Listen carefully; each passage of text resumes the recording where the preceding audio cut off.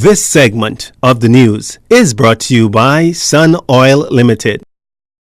From the courts this evening, less than a week after allegedly committing the crime, the man arrested for Tuesday's double homicide here in the capital was today escorted before a magistrate and formally charged with the crime. Now counted among those on remand for murder is 33-year-old St. James Road resident Patrick Bowe.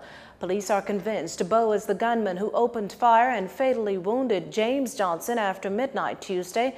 Johnson's lifeless body was found inside a vehicle parked in front of a home on New Hope Drive. This while a wounded Curvisha Richards was lying in front of the home. Richards was rushed to hospital but died. Bowe was today charged before Magistrate Cara Turnquest DeVoe with 2 counts of murder, a crime for which he was not required to enter a plea. He was remanded to the Bahamas Department of Corrections until February 21st.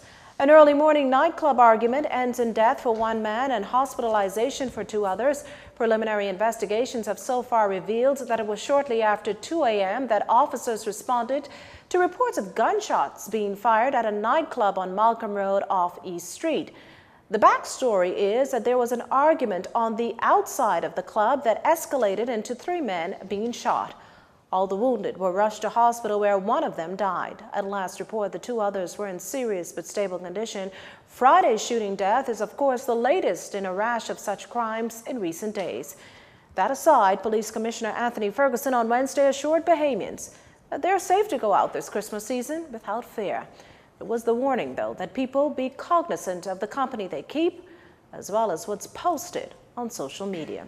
Well, 2018 has seen its fair share of police-involved shootings, the latest just this past Wednesday, when officers, reportedly in fear of their lives, shot and killed a man after he emerged from bushes on Woods Alley and headed towards investigating officers. Now, according to police, when ordered to stop, 29-year-old Barry McPhee Jr. instead reached for an object from his trousers. Fearful, the officers withdrew their service weapons and opened fire, wounding McPhee, who died in hospital soon after. When asked for a comment on the issue, National Security Minister Marvin Dames told reporters these shootings are as much a concern for the police as they are for the public. When a police officer pulls the trigger and shoots someone, there's a high level of accounting for that officer. And no one likes to see these matters drawn out. Because, like I said before in previous interviews, oftentimes it affects an officer's upward mobility.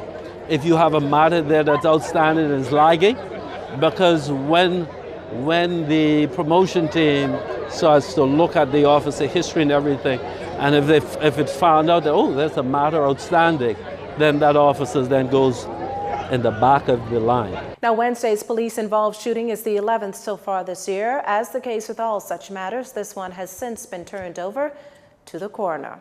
The minister was speaking on the sidelines of a graduation ceremony for the RBPF's newest members, 100 in all. 24 weeks of intense training calls for the recruits to remain on the University Drive compound of the Police Training College, not leaving even in the case of family emergencies. Over that period, there were classes on police duties, domestic violence, self-defense tactics, firearm training, defensive driving, weight training, cardio exercises, legal studies, traffic investigation, social sciences, physical skills, and Creole. Mr. Dames says this new crop represents the best trained in the history of the RBPF. These are the best trained recruits in the history of the Royal Bahamas Police Force. We talked about creating a level of professionalism and improving the level of professionalism within our law enforcement agencies. This is the beginning of that, okay? And so they have been trained according to international standards. Prior to this, we just trained, but we're now raising the bar, raising the level. The public expects that. They expect more. Mr. Dames added that for far too long, the gap between citizenry and the police has been widening. These new recruits, he said, will change this. We have to now cut down on that. And the way we do that is to improve the training level of our officers so that they are better able to connect with the community, to connect with members of the public. Okay, we move away from that us against them mentality, and it becomes an us, because we're all one, all right? But what you're seeing here today is the beginning of a rebranded police force in a real sense. And this is not just superficial, just putting a name or just saying it, but we're actually demonstrating it through our manpower audit and through what you are seeing from this point moving forward. Among the graduates is Olympian Ramon Miller. Officer Miller was part of the Bahamas' silver medal winning team in the men's 4x400 relay at the 2008 Beijing Olympics. The top brass of the police force making their traditional walk throughout the city center during the busy Christmas holidays. Leading the group, the Commissioner of Police, Anthony Ferguson, who says the idea is to not only touch bases with downtown merchants, but to give his executive team an opportunity to shop, thereby pumping money into the economy. No major issues downtown. And this is we have a tourism police in downtown. We have the regular police officers down here, and we recognize that this is really our international shopping and visitation area. And so we are cognizant of that.